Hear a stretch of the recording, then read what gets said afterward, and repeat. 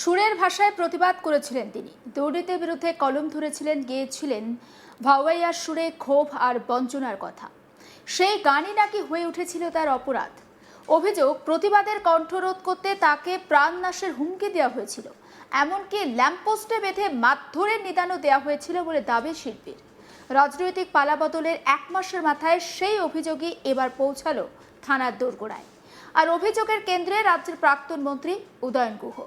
কোচবিহারের মাথাভাঙা ১ নম্বর ব্লকের নয়ারহাট এলাকার পরিচিত ভাওয়াইয়া শিল্পী মনীন্দ্রনাথ বর্মন দীর্ঘদিন ধরেই গানকে হাতিয়ার করে বিভিন্ন অনিয়ম আর দুর্নীতির বিরুদ্ধে সরব হয়েছিলেন।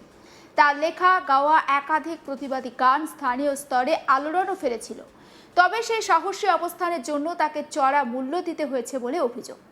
শিল্পীর দাবি, বিধানসভা নির্বাচনের আগেই তাকে বারবার ভয় দেখানো হয়েছিল। দুর্নীতির বিরুদ্ধে গান গাওয়া বন্ধ না করলে ভয়াবহ পরিণতির মুখে পড়তে হবে বলে হুমকি দেওয়া হয়। অভিযোগ আরও গুরুতর, তৎকালীন উত্তরবঙ্গ উন্নয়ন মন্ত্রী উদয়ন গুহ নাকি প্রকাশ্যে তাকে ল্যাম্পপোস্টে বেঁধে পেটানোর নিদান দিয়েছিলেন। আর সেই সময় আতঙ্কের মধ্যে দিন কাটাতে হয়েছিল বলেও দাবি মনীন্দ্রনাথ বর্মনের। একবার শোনাই অভিযোগকারী প্রতিবাদী শিল্পী মনীন্দ্রনাথ বর্মন ঠিক কি বলছেন তার বক্তব্য। আমার ভাইরাল গানগুলো নিয়ে আমি কোনো ব্যক্তিকে আক্রমণ করে আমার গানে আনপার্লামেন্টারি কোনো ওয়ার্ড ছিল না, সেই জন্য আমি হাইকোর্ট থেকে সুরক্ষা কবচ পেয়েছি। কিন্তু আমার এই গান করার কারণে, আমি কেন গান রচনা করেছি, কেন আমি গান গেয়েছি, সেই জন্য উদয়ন গুহ এবং দিনাটার দীপক ভট্টাচার্য এবং রানা বণিক তারা যেভাবে আমাকে প্রাণনাশের হুমকি দিয়েছিল সেই সময়টায়, তখন তো আমি থানায় আসতে পারি না, আমি পালিয়ে ছিলাম। কিন্তু যে অন্যায় ওনারা করেছিলেন, সমাজের বুকে আমাকে অন্য ছেলে লেলিয়ে দিয়ে, বা ওনারা যখন আমাকে যেখানে পাবে সেখানে আমাকে ধরবে, মারবে, পিটাবে, এই বিষয়ের উপর ভিত্তি করে আজকে আমি থানায় এফআইআর করলাম। আমার অ্যাডভোকেট সাহেব সামনে আছে, উনি বিষয়টা মানে কয়জনের নামে এফআইআরটা করলেন? টোটাল মামলা কয়জনের নামে অভিযোগটা করলেন? আমি অভিযোগ করলাম ৩ জনের নামে।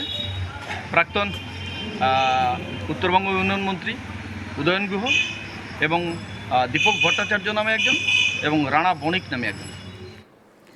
দীর্ঘদিনের এই ঘটনার বা তার বিরুদ্ধে যে অভিযোগ হয়েছে, সেই অভিযোগ এবং তার বিচার চাইতে আইনের দ্বারস্থ হয়েছেন শিল্পী। সমস্ত বিষয়টা নিয়ে আমার কালিগ মনসুর হাবিবুল্লাহর একটি রিপোর্ট আপনাদের জন্য। মমতা বন্দ্যোপাধ্যায়ের আমলে প্রতিবাদে গান করাও যেন অপরাধ ছিল। প্রতিবাদী ভাওয়াইয়া শিল্পী মনীন্দ্র বর্মন যখন রাজ্য সরকারের দুর্নীতি অপশাসন নিয়ে গান রচনা করতেন, তখনই তাকে ধমকি দেওয়া হতো। ছোটখাটো তৃণমূল নেতারা নয়, মমতা বন্দ্যোপাধ্যায়ের মন্ত্রিসভার সদস্য উদয়ন গুহ ধমকি দিয়েছিলেন এই শিল্পীকে ল্যাম্পপোস্টে বেঁধে পেটানো হবে, অর্থাৎ তার প্রাণনাশের আশঙ্কা করেছিলেন শিল্পী। মন্ত্রীর মুখ থেকে এই ধমকি শোনার পর কিছুদিন অন্তরালে থাকতে হয়েছিল, দেখা করতে হয়েছিল তৎকালীন রাজ্যের বিরোধী দলনেতা বর্তমান রাজ্যের মুখ্যমন্ত্রী শুভেন্দু অধিকারীর সাথে। শুভেন্দু অধিকারী যখন মুখ্যমন্ত্রী, তৎকালীন বিরোধী দলনেতা মনীন্দ্র বর্মনের পাশে দাঁড়ান, তখনই বাড়ি ফেরার সাহস পান। বিষয়টি অনেক দূর অব্দি জল গড়ায়। ৪ঠা মে বাংলার আকাশে নতুন সূর্যোদয় হয়েছে। সেই আগের ভয় আউট, এখন ভরসা ইন। সাধারণ মানুষ নির্বিবাদে নিজের কণ্ঠস্বর সোচ্চার করতে পারছেন। আর যারা আগের সরকারের আমলে ধমকি দিয়েছে, তাদের বিরুদ্ধে থানায় থানায় অভিযোগ দায়ের হচ্ছে। এবারে উত্তরবঙ্গ উন্নয়ন মন্ত্রী প্রাক্তন রাজ্যের উদয়ন গুহ ও তার 2 সাগরেদের বিরুদ্ধে মাথাভাঙা থানায় অভিযোগ দায়ের করলেন ভাইয়ের থানা নিবাসী এই প্রতিবাদী ভাওয়াইয়া শিল্পী মনীন্দ্র বর্মন। মনীন্দ্র বর্মনের গাওয়া হীরক রানী গান রাজ্যে তোলপাড় করে দিয়েছিল। মমতার অপশাসন, মমতার দুর্নীতি আর মমতার তোষামদির বিরুদ্ধে গর্জে উঠেছিল মনীন্দ্রের কণ্ঠ। আর মনীন্দ্রের সেই কণ্ঠ যখন রাজ্য জুড়ে ভাইরাল হতে থাকে, মানুষ তাদের কণ্ঠস্বর মনীন্দ্রের গলায় খুঁজে পেতে থাকে, তখনই কিন্তু তৎকালীন শাসকের রোষানল মনীন্দ্রের উপর পড়েছিল। এখন স্বাধীন মনীন্দ্র। পোয়াতুরকুটিতে এক নাবালিকা হত্যাকাণ্ডের ঘটনা ঘটে। সেই নির্মম ঘটনা দেখতে কিন্তু হাজির হয়েছিলেন দিনহাটাতে, যে দিনহাটাতে আসলে তার পিঠের চামড়া তুলে দেওয়ার হুমকি দেওয়া হয়েছিল। সেই দিনহাটাতে তিনি স্বাধীনভাবে ঘুরেছেন। শুধু তাই নয়, সেই নারকীয় ঘটনার তীব্র প্রতিবাদও করেছেন। মনীন্দ্র বর্মন সেই প্রতিবাদী সত্তার মানুষ, তার প্রতিবাদী সত্তা কিন্তু তা এখনো থেমে যায়নি।